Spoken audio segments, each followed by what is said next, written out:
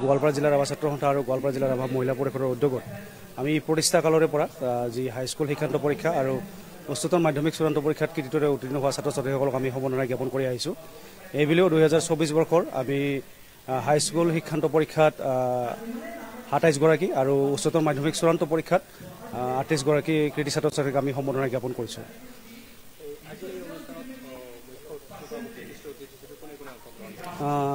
আমি আমন্ত্ৰণ কৰি আনিছিলোঁ মুখ্য অতিথি হিচাপে আজিৰ এই সম্বৰ্ধনা অনুষ্ঠানত বিকালী মহাবিদ্যালয়ৰ অধ্যক্ষ ডক্টৰ মনোজ গগৈ ডাঙৰীয়াক আৰু বিশিষ্ট অতিথি হিচাপে আমাৰ মাজত উপস্থিত থাকে ৰাভা সংঘ সাহিত্য শাখাৰ পৰিষদৰ মুখ্য কাৰ্যবাহী সদস্য মাননীয় টংকেশ্বৰ ৰাভা ডাঙৰীয়া, লগতে উপাধ্যক্ষ ৰামাকান্ত ৰাভা ডাঙৰীয়া আৰু নিখিল ৰাভা ছাত্ৰ সন্থাৰ সভাপতি মতিলাল বাগচক ডাঙৰীয়া, নিখিল ৰাভা মহিলা পৰিষদৰ সাধাৰণ সম্পাদিকা কবিতা ৰাভা ডাঙৰীয়ানী আৰু ষষ্ঠ অনুসূচিত দাবী সমিতিৰ সভাপতি দুখন ৰাভা ডাঙৰীয়া বিশিষ্ট অতিথি হিচাপে আমাৰ মাজত উপস্থিত থাকে। হয়, আমি গোৱালপাৰা জিলাৰ ৰাভা ছাত্ৰ সন্থা আৰু গোৱালপাৰা জিলাৰ ৰাভা মহিলা পৰিষদে আচলতে যিটো লক্ষ্য উদ্দেশ্যৰে আমি এই অনুষ্ঠানটো পাতি আহিছোঁ, আচলতে আমাৰ যিসকল কৃতি ছাত্ৰ ছাত্ৰী তেওঁলোকক উদ্দীপনা দিয়াৰ কাৰণে আমি দেখিছোঁ যে প্ৰত্যেক বছৰে আচলতে আমাৰ ছাত্ৰ ছাত্ৰীৰ সংখ্যা আমি প্ৰতিষ্ঠা কালত প্ৰথমতে আচলতে আমি প্ৰথম বিভাগত উত্তীৰ্ণ হোৱাবিলাকক আমি সম্বৰ্ধনা জ্ঞাপন কৰিছিলোঁ। কিন্তু পৰৱৰ্তী সময়ত আমি দেখিবলৈ পাইছিলোঁ আচলতে প্ৰথম বিভাগত যেতিয়া আমি সম্বৰ্ধনা দিওঁ তেতিয়াহ'লে আমাৰ ছাত্ৰ ছাত্ৰীৰ সংখ্যা বহুত বেছি হৈ যায়।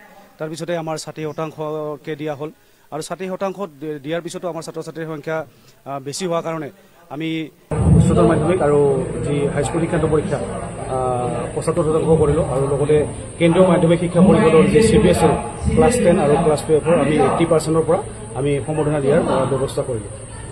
মানে আশানুৰূপ এটা ফল দেখিবলৈ পোৱা গৈছে। আমি আশানুৰূপ ফল দেখিছোঁ, কাৰণ আমি ছাত্ৰ ছাত্ৰীসকলক যিহেতু আমি এটা উৎসাহ এটা উদ্দীপনা দি আহিছোঁ যাতে ভৱিষ্যত সময়ছোৱাত তেওঁলোকে নিজৰ লগতে জাতিটোৰ হৈও কিছু কাম কাজ কৰিব পাৰে। তেওঁলোকৰ পঢ়া শুনাৰ জৰিয়তে তেওঁলোকে নিজৰ যি লক্ষ্য উদ্দেশ্যত কৃতকাৰ্য হৈ যাতে অনাগত সময়ছোৱাত তেওঁলোকে নিজৰ লগতে জাতিটোৰ লগতে দেশৰ লগতে সমাজৰ হৈ কাম কাজ কৰিব পাৰে।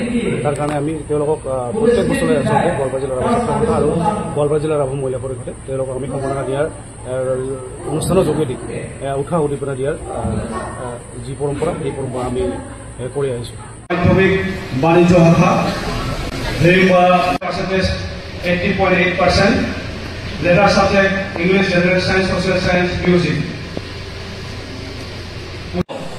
যেভাবে গুৱাহাটীত পঢ়িবলৈ যাব কটন ইউনিভাৰ্চিটি হেনৰি আদাৰ যি কলেজ আছে নিজক এডজাষ্ট কৰি ল'ব, ভাল বেয়া সকলো বস্তু থাকিব। কাৰণ যিহেতু কৈছে ইণ্টাৰনেটৰ যুগ, আপোনালোকে সকলো কথা গম পায় কোনটো ভাল কোনটো বেয়া, পিতৃ মাতৃ কিয় কৈছে, কিয় গালি পাৰিছে, কিয় ভালকে কৈছে, চব জানে। বেলেগে বুজাব যে একো নাই, গাইডেন্সটো অকণমান প্ৰয়োজন, আৰু যেতিয়া মাক দেউতাকে গাইডেন্সটো দিয়ে, কোনো ল'ৰা ছোৱালীয়ে ভাবিব নালাগে যে মোৰ মা দেউতা মোতকৈ চোকা নহয়, মোৰ মা দেউতা পঢ়া শুনা নাই, মোৰ মা দেউতা পঢ়া শুনা কৰিছে যে কোনোবাই কম্পাউণ্ড মেট্ৰিক পাছ কৰি দিম, সি মোতকৈ কি জানে নহয়।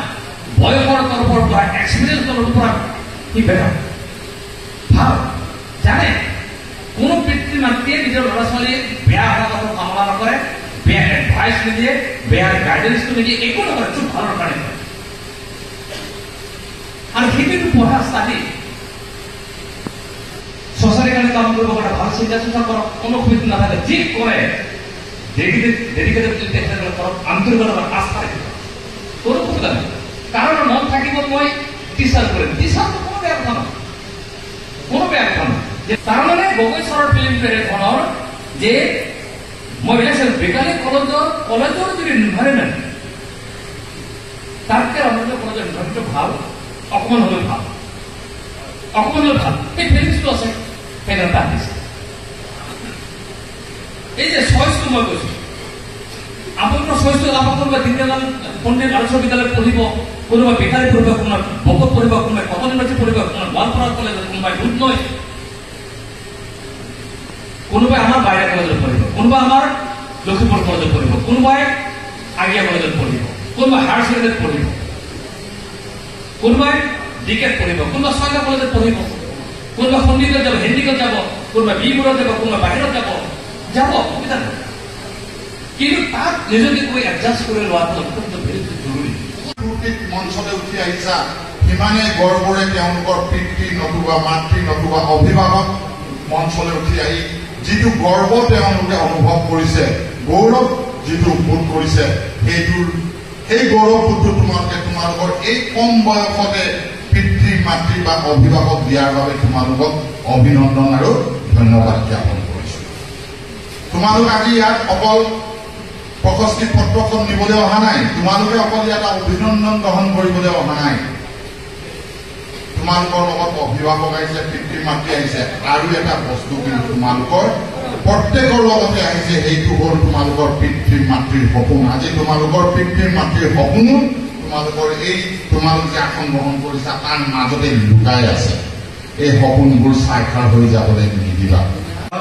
মালাধৰা আঞ্চলিক মালাধৰা নেম অফ ইনষ্টিটিউশন আৰু academic Goalpara total marks obtain. উচ্চতৰ মাধ্যমিক বিজ্ঞান শাখা আৰু জনাৰ্দন ৰাভা, মাতৃ অঞ্জলি দেৱী ৰাভা, ভিলেজ শিক্ষা পৰিষদৰ সন্মানীয় মুখ্য কাৰ্যবাহী সদস্য মাননীয় টংকেশ্বৰ ৰাভা ছাৰ।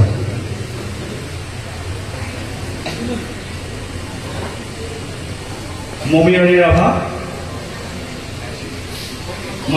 ডিষ্টিংশ্যন পায়, সেইজন ল'ৰা ছোৱালীয়ে হায়াৰ ছেকেণ্ডেৰী ফেইল কৰাৰ